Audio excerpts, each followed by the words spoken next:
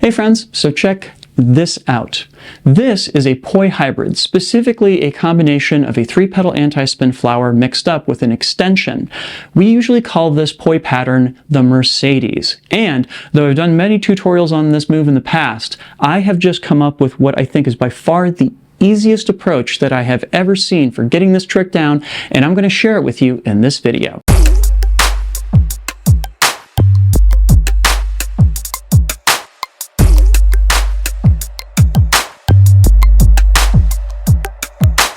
Drex here from DrexFactor Poi, sharing with you the love of poi spinning and flow arts to benefit your body and brain. And today we're going to get those brains and bodies chugging on the Mercedes, which might just be the most famous poi move, aside of course from the 3-beat weave or the buzzsaw. But before we dive in, I do just want to give a quick shout out to the friends of the channel. Big thanks to Dark Monk, Fire Mecca, Flow Fests, Flow Toys, Juggling Calling, Pyroterra Light Toys, Spin Balls, and Ultra Poi for helping to make the videos on this channel possible.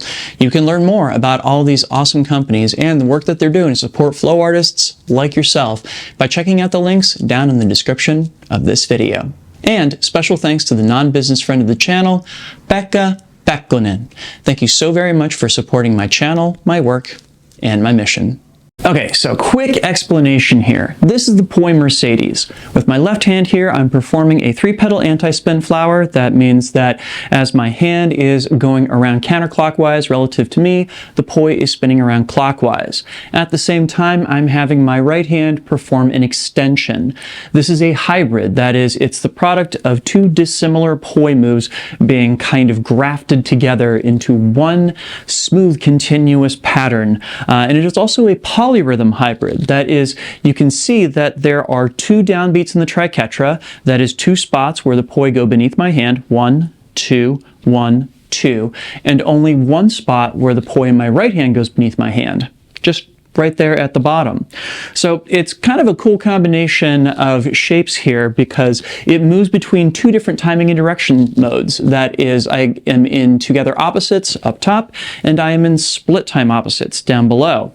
And as it turns out, that is the key for this new method for teaching this trick. So in the past, I have used a variety of different methods for teaching this trick.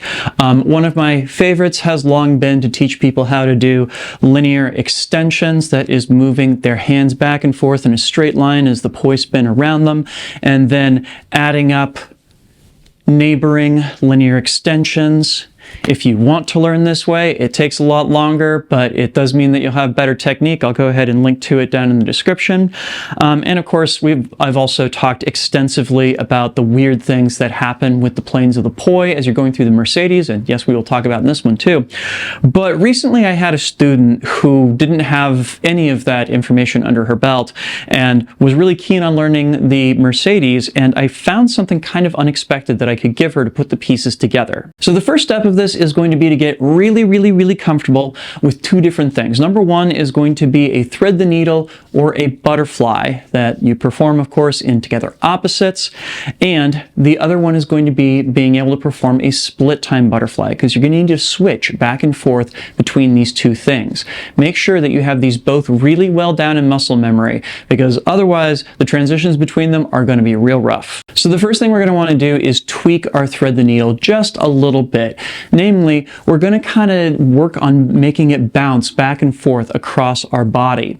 So basically, every time you have a new hand reaching over top, you're going to bring it to a stop over on the side of your body. This is what it looks like from the side. Essentially, what I'm doing is every time I'm bringing a new hand over top, I'm reaching over to the opposite side of my body. So every time it's my right hand going over top, I'm reaching over to the left, and every time it's my left hand over top, I'm reaching over to the right. I want to make sure that I'm getting as far as I can from side to side as I'm doing this. And you're probably already noticing that every time I'm reaching a new hand over top, the hand that's on bottom is doing this funky thing where it's already starting to look like an anti-spin pedal a little bit. So once this gets to feel pretty comfortable, and by pretty comfortable, I mean you can go back and forth 10 times without running the poi into each other. If you need some help figuring out how to keep your poi planes from running into each other as you're doing the thread the needle, I've done a video on that topic that I'll go ahead and link to up in the cards as well as down in the description. But assuming that you have gotten this part of it down, it is now time to add the bottom part of the triquetra, because you can think of this as the top. So what I'm going to do here is next time my right hand goes over top, boom, I'm just going to stop both of the poi over here on my left side. Now, both of the poi are at a rest. What I'm going to do is I'm going to kind of reach my index finger underneath my my left hand poi here, and I'm going to give it a little bit of a flick as I bring both of my hands back over to my right hand side. Notice the left hand poi goes over both hands, but the right hand poi is still hanging beneath both hands as I go across. In other words, the poi split apart as I'm heading back to my right. Okay, so what we're going to do then is come back to our thread the needle here, and we're going to think that we're going to stop on the left in 1, 2, 3 moves, and then flick the left hand poi over, going back to the right. We're going to go back over 1, 2, 3 times, make it stop, and bring the left poi over. We're then going to work our way down to only doing just 1, 2 times across the top, bring the left hand over. Again, 1, 2 times across the top, and bring the left poi over.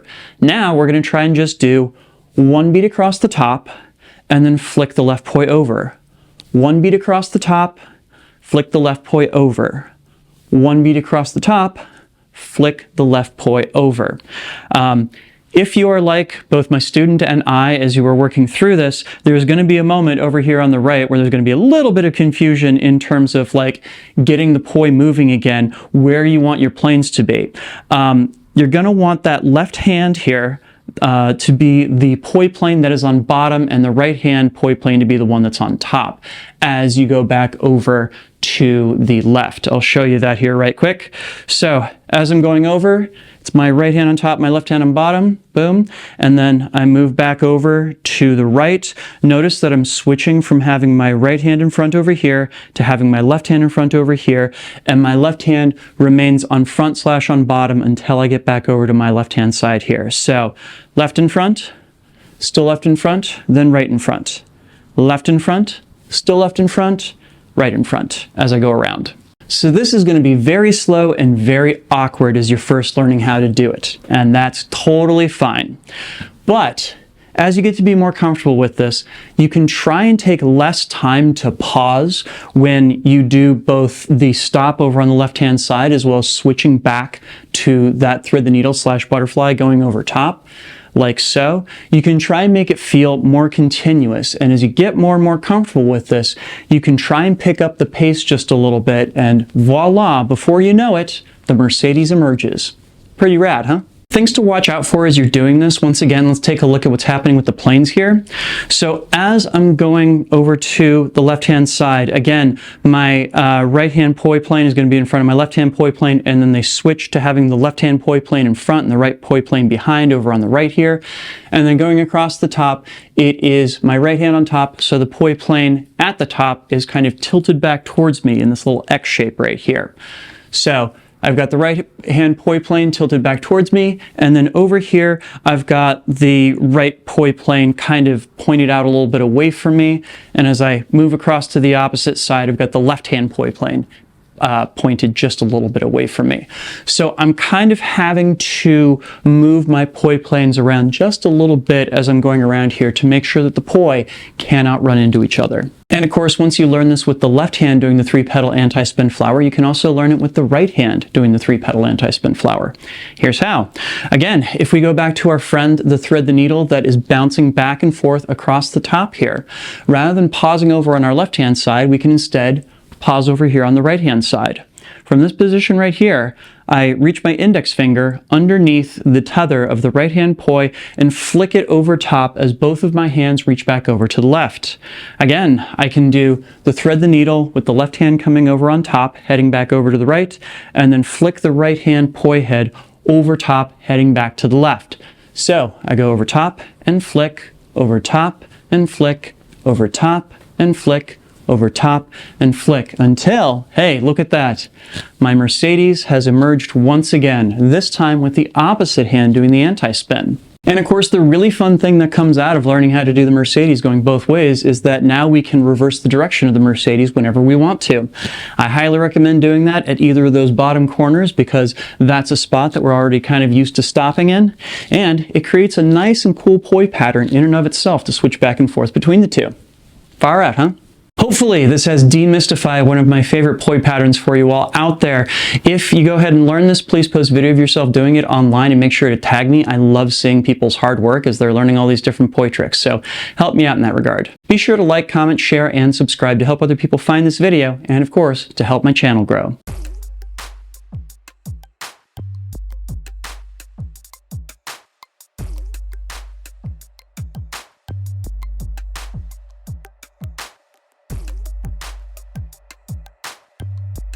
This video would not be possible without the amazing support of all of my backers on Patreon. Thank you one and all. In particular, I would like to give a shout out to my Flow patrons who are listed on screen right now. If you like the videos that I produce, teaching people how to spin poi and all the different techniques that I've accumulated over the years, and you'd like to see me make more of them, there's an easy way that you can make that happen, and that is to head on over to Patreon and sign up. The address to do that is patreon.com/DrexFactorPoi. There's an array of awesome rewards that are available there, and even better, you'll be helping me out in bringing poi to the whole wide world. So go check that out. Please and thank you. And if you'd like to check out a video I did on 5 poi tricks that are much easier to learn than you might think, I'm going to go ahead and link to that on screen right now as well as down in the description. Thanks so much for watching. Make sure to get out and flow today, and I'll see you with a new video real soon. Take care now. Peace.